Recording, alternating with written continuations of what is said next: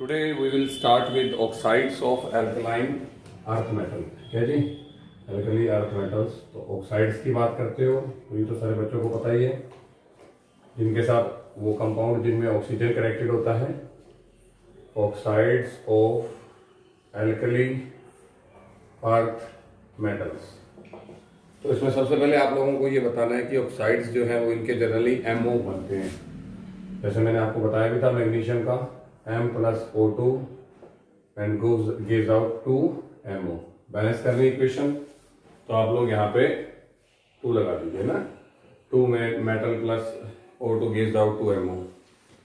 और अगर आप इसमें एग्जांपल देना चाहते हैं तो आप लोग एग्जांपल दे सकते हैं, चाहे कैल्शियम का लिख दो चाहे मैग्नीशियम का लिख दीजिए.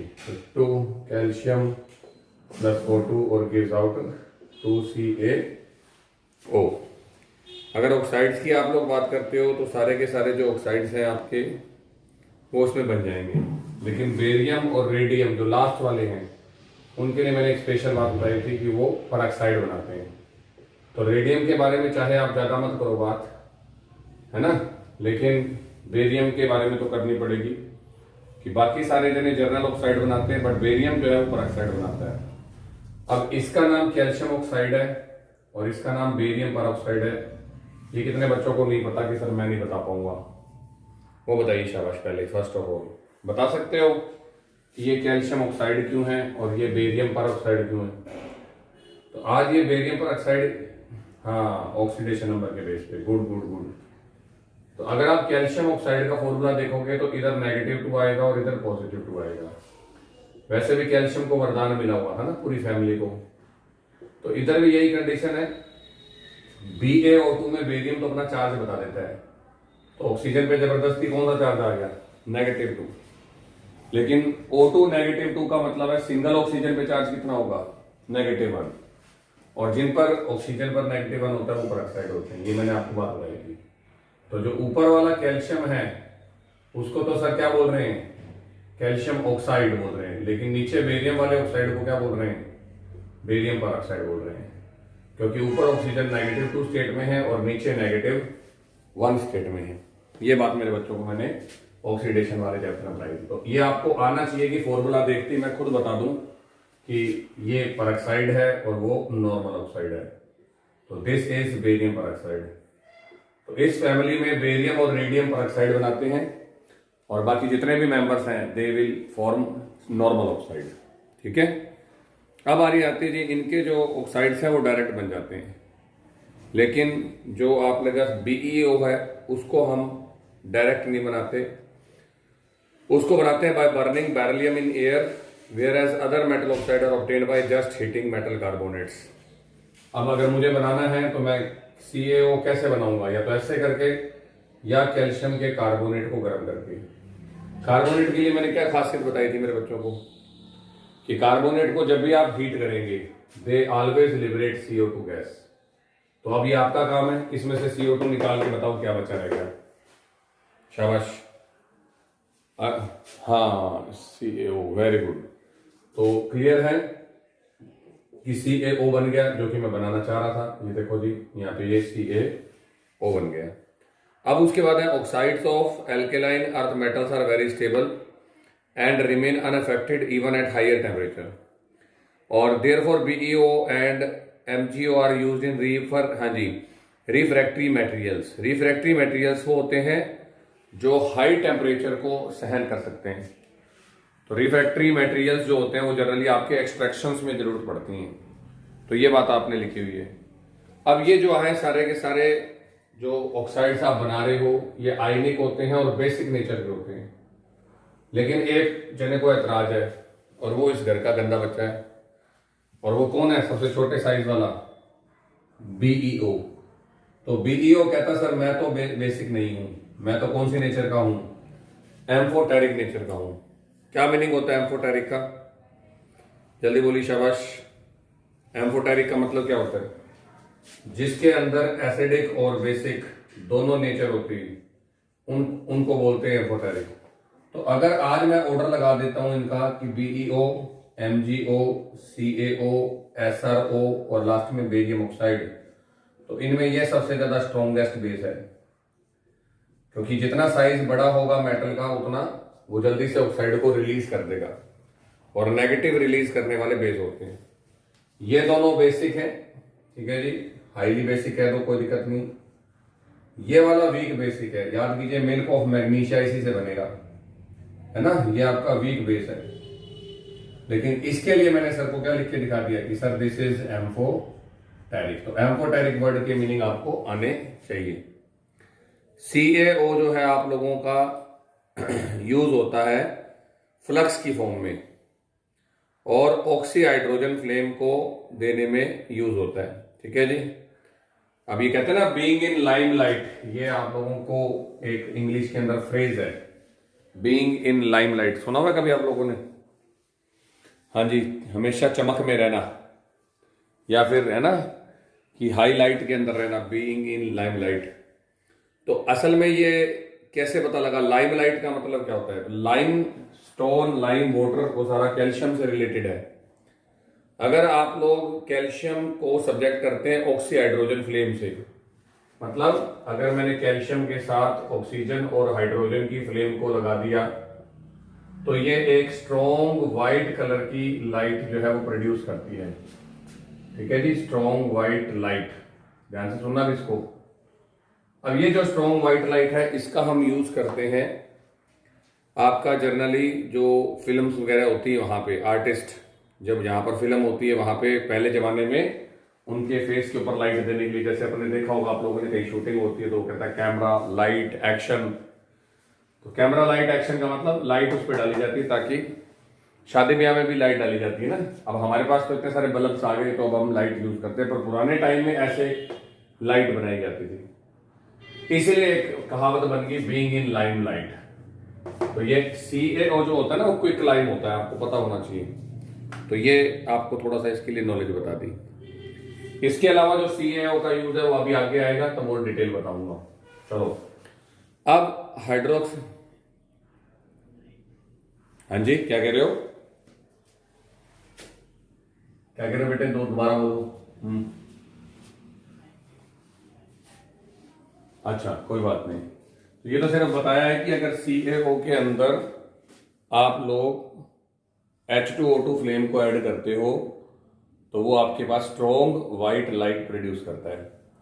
इसलिए एक फ्रेज बनी कि बीइंग इन लाइमलाइट। ये वर्ड आप लोगों ने नहीं सुना हुआ अगर मान लीजिए इंग्लिश के अंदर, तो या तो इंग्लिश के टीचर से पूछना, नहीं तो इंटरनेट पे सर्च करना। एक कहावत है, ठीक है जी। अब हाइड्रोक्साइड की बात आती है, तो इनके हाइड्रोक्साइड होते हैं बेरिलियम हाइड्रोक्साइड, फिर मैग्नीशियम हाइड्रोक्साइड, फिर उसके बाद में बेरियम, अपने क्या नाम सॉरी कैल्शियम हाइड्रोक्साइड, कैल्शियम के बाद में स्ट्रोंशियम हाइड्रोक्साइड, और लास्ट में आपके पास आ जाएगा जी बेरियम हाइड्रोक्साइड।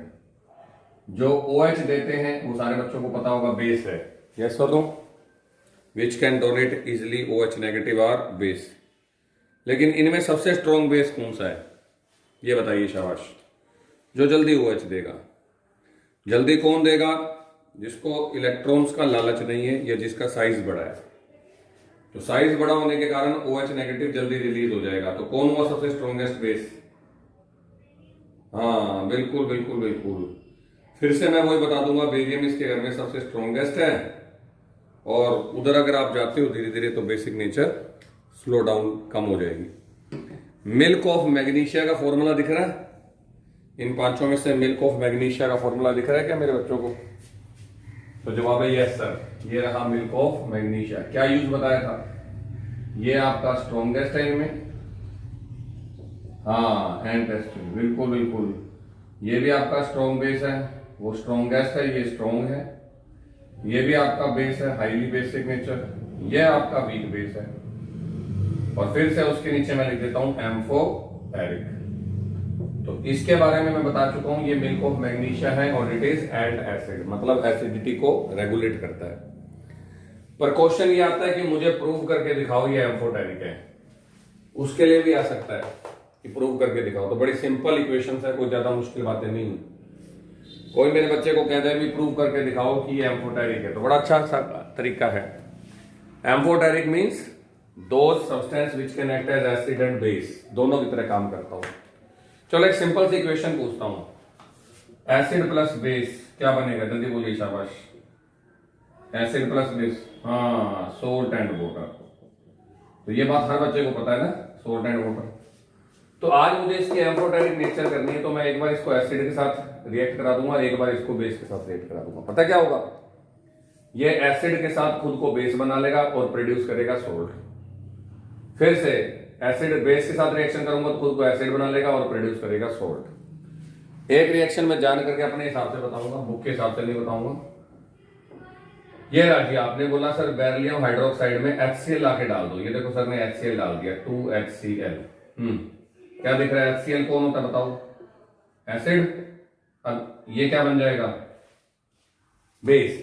तो एक का प्लस और एक का माइनस, क्या चीज बन गई मेरे बेटे, BeCl, और साथ में बन गया HOH। इसने दिया H, इसने दिया OH। तो ये देखो एसिड प्लस बेस। हालांकि ये रिएक्शन ऐसे नहीं होती, लेकिन बच्चे को समझाने के लिए सोल्ट और वाटर बना के दिखाना होता है। पर अगर कोई आप लिख दो इसको तो कोई गलत भी नहीं कर सकता इस रिएक्शन को। और एक्चुअली क्या हुई रिएक्शन वो मैं दिखा देता हूं। एक्चुअली जब आप बेरिलियम हाइड्रोक्साइड के अंदर HCl डालते हो, ये लीजिए 2HCl, तो ये एक्वस मीडियम में होता है, 2H2O भी होते हैं उसके अंदर, ठीक है। ये देगा H, ये देगा OH, 2 H2O तेरे पास है, 2 ये रहे, 2 और 2 हो गए 4। तो कोऑर्डिनेशन कंपाउंड बनता है। ये जो कोऑर्डिनेशन कंपाउंड है ना, ये ब्रैकेट वालों को बोलते हैं कॉम्प्लेक्स सोल्ट। तो ये चीज बनती है। अब ये क्या चीज है जल्दी बोलिए, इसको अगर मैं आपको बोल के दिखाऊं तो ये दिख रहा होगा, ब्रैकेट वाले आज तक सर ने पढ़ाई नहीं, सिर्फ हाइब्रिडाइजेशन से मिलवाया था इनसे। तो ये कॉम्प्लेक्स सोल्ट होते हैं। तो मैंने इससे पूछा तूने सोल्ट कैसे बना दिया एसिड के साथ, तो जवाब मिला कि सर मैं एसिड के सामने क्या बन जाता हूं, बेस। तो बुक के अंदर ये रिएक्शन लिखती है, बच्चों को ये इजी लगती है। तो ये भी ठीक है और ये भी ठीक है, दोनों गलत नहीं है। लेकिन अब सर ने क्या किया, सर ने बेस को बुला दिया। अब देखो क्या होगा, BeOH की ट्वाइस। कौन सा बेस है जो तुम्हें याद है, कोई भी एक बता दो, शाबाश। NaOH, good good good. 2 OH ये रहे, 2 OH ये रहे, और इस बार भी तुम्हारे पास कॉम्प्लेक्स सोल्ट बन जाएगा। तो जो ये ब्रैकेट वाले कंपाउंड होते हैं ना मेरे बेटे, उनको हम बोलते हैं कॉम्प्लेक्स सोल्ट। ये देखिए कि फिर से सोल्ट बन गया। तो सोल्ट क्यों बन रहा है, आज मैं बेस के साथ अगर सोल्ट बना रहा हूं तो मैं कौन हूं, जल्दी बोलिए शाबाश। एसिड हूं, क्योंकि ये बात मेरे बच्चों को बचपन से पता है कि एसिड और बेस मिलके सोल्ट एंड वाटर बनाते हैं। तो वाटर जरूरी नहीं है कि निकले, क्योंकि ये जो HOH बना हुआ है ये बाद में वाटर में कन्वर्ट हो जाता है। पर असली बात ये थी कि एसिड और बेस मिलके सोल्ट ही बनाएंगे। तो फर्स्ट केस में मैंने एसिड के साथ रिएक्शन करवाई और सोल्ट बना, मतलब बेरिलियम हाइड्रोक्साइड बेस है। सेकंड रिएक्शन में सर ने बेस के साथ रिएक्शन कराई, फिर से सोल्ट बना, इसका मतलब ये एसिड है। तो फर्स्ट रिएक्शन में ये किसकी तरह काम कर रहा है, बेस की तरह, और सेकंड में ये किसकी तरह काम कर रहा है, एसिड की तरह। तो इससे मेरे बच्चों को क्या पता लगता है कि sir the beryllium hydroxide has both nature, it can be act as base and it can be act as acid. तो इसका मतलब BeOH की twice is amphoteric in nature. Our next topic is halides. Halides क्या होते हैं, compound formed with halogen are known as halides. तो halides of alkali earth metals. तो मुझे क्लोरीन पसंद है तो मैं क्लोरीन के बेस पे बना देता हूं। सारों के पूरे खानदान के बात कर लेते हैं। BeCl2 बनेगा, MgCl2 बनेगा, CaCl2 बनेगा, SrCl2 बनेगा और BaCl2 बनेगा। ठीक है, ये सारे के सारे हैलाइड आयनिक नेचर के हैं। सिर्फ छोटा जो सबसे घर में बैठा है वो गंदा बच्चा है ना, छोटे सबसे खोटे, याद भी रहता है ये बात। सारे आयनिक हैलाइड है, सिर्फ बेरिलियम क्लोराइड ने मना कर दिया, ये कोवलेंट है। पर अगर ये कोवलेंट है तो सबसे पहला क्वेश्चन ये बनेगा कि बताइए ये इलेक्ट्रॉन अप्रोप्रिएट है या नहीं है, इसमें इलेक्ट्रॉन पूरे हैं कि नहीं है। तो ये कल भी पूछा था मैंने आपसे, बस वहां BeH2 था और यहां पे कौन है, BeCl2। BeCl2 में बेरिलियम के पास इलेक्ट्रॉन कम है, ज्यादा है या पूरे हैं, फटाफट बताएंगे शाबाश। कम है, क्योंकि इसके आउटर शेल में 2 थे, एक इधर से शेयर हुआ, एक इधर से शेयर हुआ, तो 4 इलेक्ट्रॉन हो गए। 4 इलेक्ट्रॉन वाले को आप लोग बोलते हो इलेक्ट्रॉन डेफिशिएंट कंपाउंड, है ना। ये इलेक्ट्रॉन डेफिशिएंट है। और पीछे जाओगे ना कहाँ पर, केमिकल बॉन्डिंग में, तो लुईस अंकल की एक गड़बड़ी भी याद आ जाएगी कि लुईस ऑक्टेट रूल कुछ कंपाउंड्स को नहीं समझा पाया, उनमें ये भी है।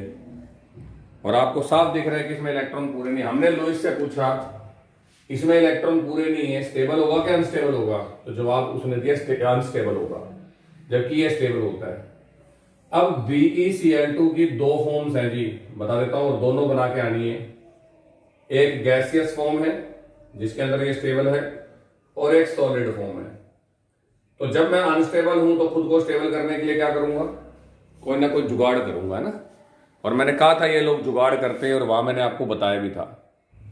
तो मैंने बेरिलियम क्लोराइड से पूछा, यार तू तो अनस्टेबल है, तेरे तो इलेक्ट्रॉन ही पूरे नहीं है। कहता नहीं सर, भले ही ना हो, लेकिन हम ना एक तिकड़म लगाते हैं खुद को क्या करने के लिए, स्टेबल। तो गैसीय स्टेट में ये डाइमर बना लेता है, और ये रहा इसका डाइमर Be, और ये रहा Cl2। देखना सारे बच्चे आराम से। और उसके बाद में ये रहा आपका Be और Cl2। अब आराम से देखो जी BeCl2 की स्ट्रक्चर को। क्लोरीन सारे बच्चे जानते हैं कि 7 इलेक्ट्रॉन लेके बैठा होता है, मतलब क्लोरीन के पास टोटल मिला के 3 लोन पेयर होते हैं। यस और नो तुम बोल दो, ठीक है जी, बिल्कुल। तो अब जिसके पास लोन पेयर है, क्या वो अपने लोन पेयर कोऑर्डिनेशन में यूज कर सकता है, तो जवाब है यस सर। तो 3 में से देखो एक लोन पेयर ये डायरेक्ट दे देता है इस बेरिलियम को, ये देखो ये बन गया। और ये वाला क्लोरीन और ये वाला क्लोरीन इस बेरिलियम का है, ये इसको दे देता है। तो हमारे पास इलेक्ट्रॉन कितने थे, जल्दी देख के बताइए। 4 इलेक्ट्रॉन थे। अब 2 इसको इधर से मिल गए, यस और नो बोलो, मिल गए ना, शेयरिंग हो गई। तो इस तरीके से ये खुद को स्टेबल करने के लिए एक डायमर बना लेता है। डायमर में क्या बेनिफिट हो गया कि मैंने कोशिश करी कि हम दोनों एक दूसरे के साथ स्टेबल होने की कोशिश करें, पर क्योंकि सिर्फ 2 ही मॉलिक्यूल जुड़े तो स्टेबिलिटी अभी भी कम है, और ये गैसियस फॉर्म में। गैस ज्यादा स्टेबल के सॉलिड ज्यादा स्टेबल? तो अगर कल को कोई मेरे बच्चे को कह दे कि गैसियस स्टेट में स्ट्रक्चर बना के दिखाओ, तो आप इसका डायमर बना देना, और डायमर के बनते ही आपकी स्टेबिलिटी थोड़ी सी गेन हो जाएगी। लेकिन सेकंड जो मेरी स्टेट है वो कौन सी है, सॉलिड स्टेट। सॉलिड स्टेट में ये क्या करता है, इधर देख लो, ये देखो Be और Cl2, ये देखो ये रहा BeCl2। फिर से बना लो इसको Be और उसके बाद में Cl2, लीनियर दिख रहा है। BeCl2 सॉलिड होने के लिए एक दूसरे से, दूसरा तीसरे से, तीसरा चौथे से, चौथा पांचवें से, एंड सो ऑन, ये गाड़ी चलती रहती है। अब ये देखो जी, अगर तुम जान करके दिखाना चाहते हो डिफरेंस, तो मैंने डिफरेंस दिखा दिया बॉन्डिंग में। ये जान करके डैश डैश वाला बॉन्ड, मेरे वाला जो बॉन्ड है वो परमानेंट है। मेरे पास 2 क्लोरीन थे, अब एक इलेक्ट्रॉन इधर से मिल जाएगा, एक इलेक्ट्रॉन इधर से मिल जाएगा, सेम टू सेम, एक इलेक्ट्रॉन इधर से मिल जाएगा, एक इलेक्ट्रॉन। पर अब तुम्हें ऊपर वाला सॉलिड क्यों नजर नहीं आ रहा, नीचे वाला क्यों सॉलिड नजर आ रहा है, वो आप बताओगे। शाबाश। कौन सॉलिड है, जो सिर्फ 2 जने गए या जो बहुत सारे जने गए, जल्दी बोलिए, शाबाश। लड़ाई हो गई, लड़ाई हो गई, ये 2 जने गए और ये बहुत सारे जने गए। बिल्कुल, ये कनेक्टेड हो गए पूरे, वेरी गुड। वहां 2-2 के सेट में थे और वो दूर दूर थे, जो दूर दूर होगा वो गैस होगा। ये बहुत सारे हैं, पास पास बैठे हैं, इसलिए ये सॉलिड होंगे। तो ये मेरे पास है बेटे पॉलीमेरिक स्ट्रक्चर ऑफ BeCl2। तो ये मेरे बच्चों को वहां बनानी है। कल को मैं पूछ लूं कि 2 स्टेट कौन कौन सी है, तो आप बता के आओगे। एक डाइमर स्टेट है जिसमें वो गैसियस में रहता है, एक पॉलीमेरिक स्टेट है जिसमें वो सॉलिड स्टेट में रहता है। अब है मेल्टिंग पॉइंट और बॉइलिंग पॉइंट की बात करोगे तो ऑब्वियस बात है, जो आप लोगों का, हाँ जी, जो आप लोगों का ये वाला इसका कम होगा, बाकी सारों का ज्यादा होगा। कोवलेंट कैरेक्टर जिनमें होते हैं उनके मेल्टिंग पॉइंट और बॉइलिंग पॉइंट कम होते हैं, मैंने पढ़ाया हुआ है आपको, है ना। उसके बाद में ये सारे के सारे हाइग्रोस्कोपिक नेचर के हैं। याद करो मैंने क्या कहा था, हाइग्रोस्कोपिक मतलब इनके फॉर्मूले को जब आप लिखोगे तो आपको साथ में पानी भी दिखाना पड़ेगा, 6H2O। ये कैसे हो गया, क्योंकि मैग्नीशियम के क्लोराइड हाइग्रोस्कोपिक होते हैं। Barium chloride dot 2H2O, calcium chloride dot 6H2, magnesium में 8 लिखा हुआ है इन्होंने, कोई बात नहीं, वो देख लेना, आप चेक कर लेना, कोई बड़ी बात नहीं। तो ये पता होना चाहिए कि इनके अंदर हाइड्रेटेड फॉर्म में इस तरीके से ये कनेक्ट हो जाते हैं। अब आता है बेटे इसके oxo salts of alkaline earth metal. Next अपना जो टॉपिक है वो है oxo salts. Oxo salts of alkali earth metals. तो ऑक्सो सॉल्ट के अंदर कौन कौन से होंगे? पहले नंबर पे हम लेके चल रहे हैं बाइकार्बोनेट्स, या शायद कार्बोनेट ही होगा डायरेक्ट, बाइकार्बोनेट एंड कार्बोनेट दोनों है, चलो कोई बात नहीं। तो बाइकार्बोनेट्स को आप लोग हाइड्रोजन कार्बोनेट बोलते हैं, और कार्बोनेट्स पता ही है CO3। अब इनके लिए एक क्वेश्चन तो बनेगा थर्मल स्टेबिलिटी का। तो किसी ने मेरे से पूछा कि कार्बोनेट कैसे बनते हैं? जब आप लोग बाइकार्बोनेट को गर्म कर देते हो तो वो कार्बोनेट में कन्वर्ट हो जाता है। एक एग्जांपल मैं दिखाऊंगा। This is calcium bicarbonate and on heating it gives CaCO3, it gives CO2 और इट गिव्स H2।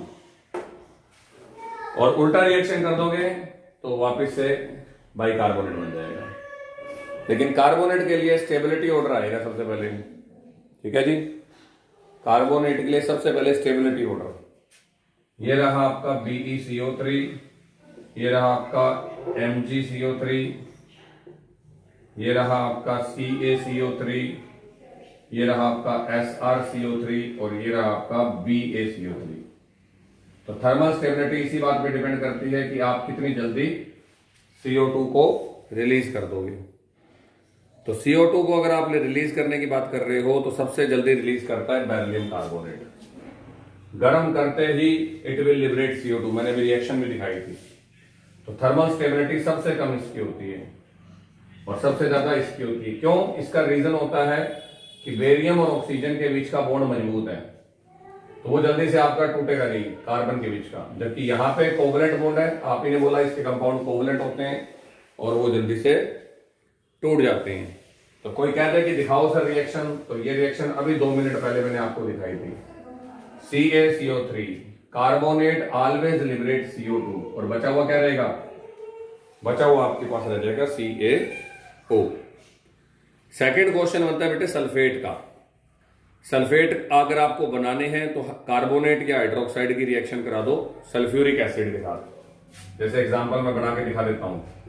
कोई मेरे बच्चे को कहते सल्फेट बना के दिखाओ, क्या होता है सल्फेट? सिर्फ ये बता दो, व्हाट आर सल्फेट्स? जिनमें SO4 जुड़ा होता है। तो चाहे तो ऑक्साइड की रिएक्शन करा दो सल्फ्यूरिक एसिड से और चाहे कार्बोनेट की करा दो, एक ही बात है, ठीक है। ये रहा ऑक्साइड, Ca के साथ भाग जाएगा SO4, साथ में बनेगा तेरा H2O। अगर यह CaCO3 होता तो क्या रिएक्शन होती बता दो मेरे को? H2O, बिल्कुल। CaCO3 होता तो CO2 निकलता और H2O निकलता। Good good good, CO2 add हो जाता, सही कह रही है। इनमें एक ही क्वेश्चन बनता है, वो है सोल्युबिलिटी का ऑर्डर। कौन ज्यादा सोल्यूबल है पानी में? तो ये रिएक्शन मैंने तुम लोगों को करवा दी है केमिकल बॉन्डिंग वाले चैप्टर में। सल्फेट की जो पानी में सोल्युबिलिटी है वो सबसे ज्यादा होती है छोटे साइज वालों की, क्योंकि बड़े साइज वालों के लिए मैंने क्या कहा था, याद करके बताओ? जितना साइज बड़ा होगा हाइड्रेशन एंथैल्पी उतनी कम हो जाएगी, बिल्कुल। अब इसकी लेटाइस एंथैल्पी ज्यादा है और जिसकी लेटाइस एंथैल्पी ज्यादा है उसका कंपाउंड क्या होगा? स्ट्रॉन्ग। और उसे तोड़ने के लिए एनर्जी भी क्या चाहिएगी? ज्यादा चाहिएगी। तो एक क्वेश्चन तो ये बनेगा कि MgSO4 पानी में घुल जाता है जल्दी, लेकिन बेरियम सल्फेट नहीं घुलता। और इस क्वेश्चन का वही जवाब है जो आपने केमिकल बॉन्डिंग में पढ़ा कि sir in MgSO4 size of Mg is small, it's hydration enthalpy overcomes lattice enthalpy and it will become dissolve in water. But the size of barium is very large, so the hydration enthalpy is very low and it cannot overcome lattice enthalpy. Thus BaSO4 is insoluble in water. फिर लिखा हुआ है अगर आपने इनके sulphates को गर्म कर दिया तो ये ऑक्साइड में कन्वर्ट हो जाते हैं, और होने भी चाहिए क्योंकि इनके ऑक्साइड जो है स्टेबल होते हैं। अभी आपने बनाया 2 मिनट पहले पिछले उसमें। तो कल को कोई कहते हैं इस रिएक्शन को करके दिखाओ, ये लो जी, तो इसमें घबराने की कोई जरूरत नहीं है, बड़ी सिंपल रिएक्शन है। आपको सिर्फ इतना ही करना है, यहाँ पे 2 लगा दो और 2 बना देना MgO, साथ में SO2 गैस निकल जाएगी। ये लो जी 2 बारी और 1 ऑक्सीजन गैस। तो ये गर्म करने पर बड़ी जल्दी से आपके इस तरीके से हाँ जी ऑक्सीजन जो है वो रिलीज कर देते हैं। और लास्ट आता है थर्मल स्टेबिलिटी। तो थर्मल स्टेबिलिटी तो मैंने बताया भी किसकी ज्यादा होगी, बेरियम सल्फेट की ज्यादा, SR की कम, यानी कि नीचे आने पे थर्मल स्टेबिलिटी हमेशा बढ़ेगी, क्योंकि नीचे वाले जो कंपाउंड्स हैं they are ionic in nature. तो अगर आप इनका ऑर्डर लगाते हैं थर्मल स्टेबिलिटी का, तो सबसे ज्यादा थर्मल स्टेबिलिटी बेरियम सल्फेट की होती है। The third oxo salt of alkali metal is nitrate. किसके साथ बनेगा नाइट्रेट्स? तो ऑब्वियस है, when alkali metal compound react with HNO3 they will produce nitrates. तो नाइट्रेट्स की अगर आप लोग बात करते हो तो oxide, hydroxide and carbonates of alkali metal react with HNO3। किसने कह दिया जी करके दिखाओ रिएक्शन? तो बड़ा इजी है, आपने कार्बोनेट्स को या हाइड्रोक्साइड्स को रिएक्ट करवा दिया HNO3 के साथ, तो वही एक का प्लस और एक का माइनस, तो BeNO3 की ट्वाइस बैलेंस करने के लिए आप 2 लगा दीजिए और प्लस में H2CO3। अब H2CO3 कार्बोनिक एसिड होता है जो कि अनस्टेबल होता है, और वो फटाक से टूट करके क्या देगा, एक तो H2O और एक साथ में देगा आपको CO3। अब इनके नाइट्रेट्स के लिए सबसे इंपॉर्टेंट पूछेगा आपसे वो टीचर, इफेक्ट ऑफ हीटिंग, कि गर्म करने पर इनके साथ क्या होता है। तो याद कीजिए लिथियम ने किसको फॉलो किया था, याद है लिथियम की बात? लिथियम ने फॉलो किया था मैग्नीशियम को, कि जैसा मैग्नीशियम करेगा मैं भी करूंगा। और मैंने कहा था कि लिथियम का ऑक्साइड जर्नली बन जाता है और वैसे ही मैग्नीशियम का ऑक्साइड भी जर्नली बन जाता है। तो जो रिएक्शन आपने भी पीछे सल्फेट के लिए लिखी है, सेम टू सेम रिएक्शन मैं दोबारा रिपीट कर रहा हूं, देखो ठीक है। 2MgO NO3 की ट्वाइस, 4NO2 और साथ में O2। पीछे भी मैंने यही बनाया था, MgO SO2 और O2।